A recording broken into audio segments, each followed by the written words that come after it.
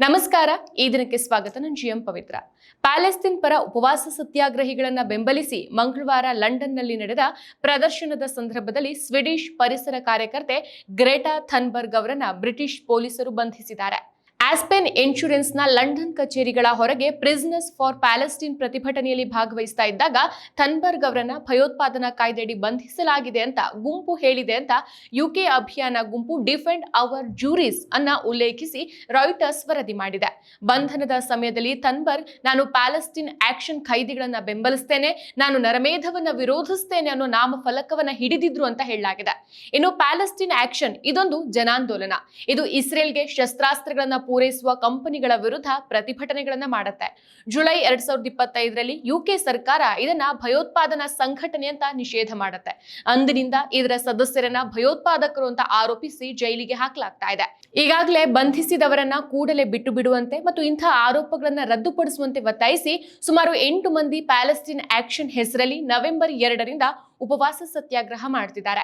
ಈಗಾಗಲೇ 1 ತಿಂಗಳು ಕಳೆದಿದೆ. ಸುಮಾರು 6 ಜನರು ಆಸ್ಪತ್ರೆಯಲ್ಲಿ ಚಿಕಿತ್ಸೆ ಪಡೆದಿದ್ದಾರೆ. ಇವರ ಆರೋಗ್ಯ ಸ್ಥಿತಿ ಗಂಭೀರವಾಗಿದೆ.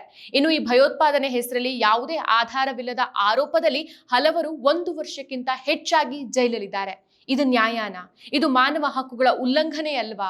ಗ್ರೇಟ್ ಥನ್ಬರ್ಗ್ ಅವರು ಇವರ ಜೊತೆ ನಿಂತಿದ್ರು. ಇದೇ ಪ್ರಶ್ನೆಗಳನ್ನ ಕೇಳಿ ಇವರ ಹೋರಾಟಕ್ಕೆ ಬೆಂಬಲವನ್ನ ಕೊಟ್ಟಿದ್ರು. ಸೋಮವಾರ ನೂರಾರು ಸಂಖ್ಯೆಯ ಪ್ರತಿಭಟನಾಕಾರರು ಆಸ್ಪನ್ ಇನ್ಶೂರೆನ್ಸ್ ಕಚೇರಿಯ ಹೊರಗೆ ನಿಂತಿದ್ರು. ಯಾಕಂತಂದ್ರೆ ಇದೇ ಕಂಪನಿ ಇಸ್ರೇಲ್ನ ಆಯುಧ ಕೈಗಾರಿಕೆಗಳನ್ನ ಬೆಂಬಲಿಸೋದು ಅದಕ್ಕೆ.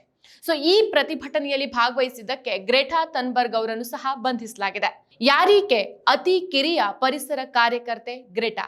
ಈಕೆಯ ಪೂರ್ತಿ ಹೆಸರು ಗ್ರೇಟಾ ಎಲಿಯೋನೋರಾ ಆರ್ಮನ್ ಥನ್ಬರ್ಗ್. ವಯಸ್ಸು 22. ಹುಟ್ಟಿದ್ದು ಸ್ವೀಡನ್ ದೇಶದ ಸ್ಟಾಕ್ಹೋಮ್ನಲ್ಲಿ. 2020ರಲ್ಲಿ ಭಾರತದ ದೆಹಲಿ ಗಡಿಯಲ್ಲಿ ರೈತರು ನಡೆಸಿದ ಹೋರಾಟಕ್ಕೂ ಈಕೆ ಬೆಂಬಲವನ್ನ ಕೊಟ್ಟಿದ್ರು.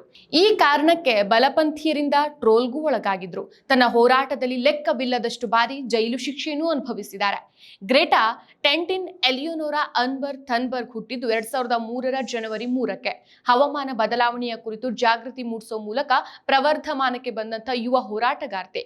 ಸ್ವೀಡನ್ ಮೂಲದವಳಾದಂಥ ಈಕೆಯ ತಾಯಿ ಗಾಯಕಿ, ತಂದೆ ನಟ. ತನ್ನ 8ನೇ ವಯಸ್ಸಿಗೆ ಪರಿಸರ ಸಂರಕ್ಷಣಾ ಹೋರಾಟಕ್ಕೆ ಧುಮುಕಿದ ಗ್ರೇಟಾ ಇದೀಗ ಜಾಗತಿಕ ಮಟ್ಟದಲ್ಲಿ ಹೆಸರು ಪಡೆದ ಬಾಲಕಿ. ಚುನಾವಣೆ ಬಳಿಕ ಫ್ರೈಡೇಸ್ ಫಾರ್ ಫ್ಯೂಚರ್ ಅನ್ನೋ ಅಭಿಯಾನವನ್ನ ಹಮ್ಮಿಕೊಳ್ತಾರೆ.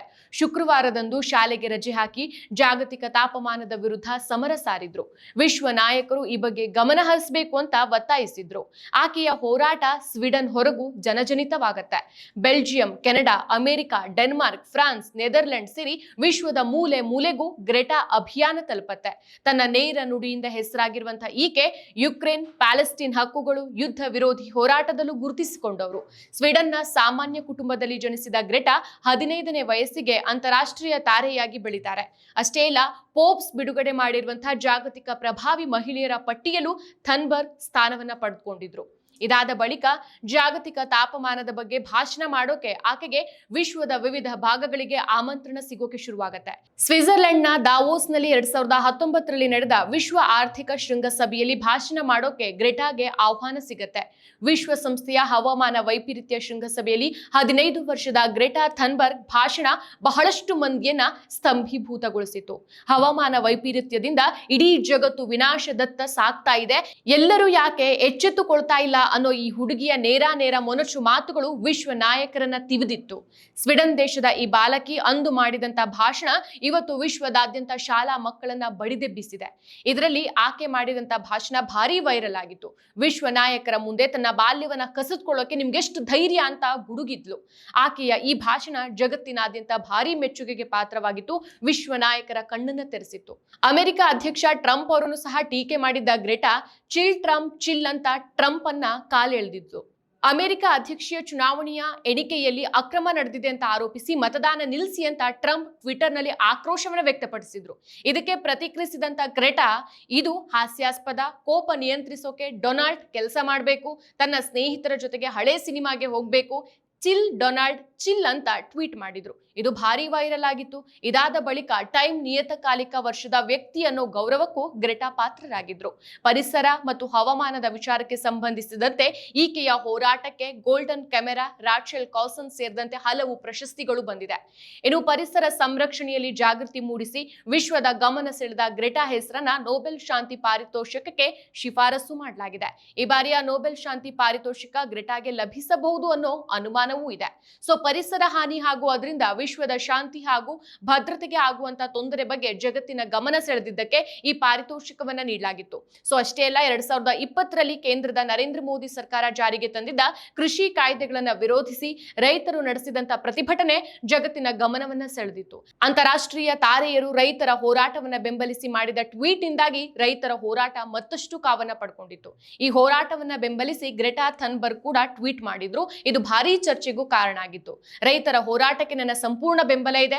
ರೈತರ ಬಗ್ಗೆ ಭಾರತ ಹೇಗೆಲ್ಲ ಕಾಳಜಿ ವಹಿಸಬೇಕು ಅಂತ ತನ್ನ ಕಾಳಜಿಯನ್ನ ಟ್ವಿಟರ್ ಮೂಲಕ ಹೇಳ್ಕೊಂಡಿದ್ರು. ಸೊ ಇದೀಗ ಹೋರಾಟಗಾರ್ತಿಯ ಬಂಧನಕ್ಕೆ ಸೋಷಿಯಲ್ ಮೀಡಿಯಾಗಳಲ್ಲಿ ಆಕ್ರೋಶ ವ್ಯಕ್ತವಾಗ್ತಾ ಇದೆ. ಸರ್ವಾಧಿಕಾರಿ ಸರ್ಕಾರಗಳು ಹೇಗೆ ಹೋರಾಟಗಾರರನ್ನ ಮಣಿಸತ್ತೆ ಅನ್ನೋದಕ್ಕೆ ಇದು ಒಂದು ಉದಾಹರಣೆ ಅಂತ ಜನ ತಮ್ಮ ಆಕ್ರೋಶವನ್ನ ಹೊರಹಾಕ್ತಿದ್ದಾರೆ. ಮತ್ತಷ್ಟು ವಿಶೇಷ ವಿಡಿಯೋಗಳನ್ನು ನೋಡಲು ಮತ್ತು ಹೊಸ ವಿಡಿಯೋಗಳ ಬಗ್ಗೆ ತಿಳಿಯಲು ಈ ದಿನ .com ಯೂಟ್ಯೂಬ್ ಚಾನೆಲ್ ಸಬ್ಸ್ಕ್ರೈಬ್ ಮಾಡಿ ಮತ್ತು ಬೆಲ್ ಐಕಾನ್ ಕ್ಲಿಕ್ ಮಾಡಿ.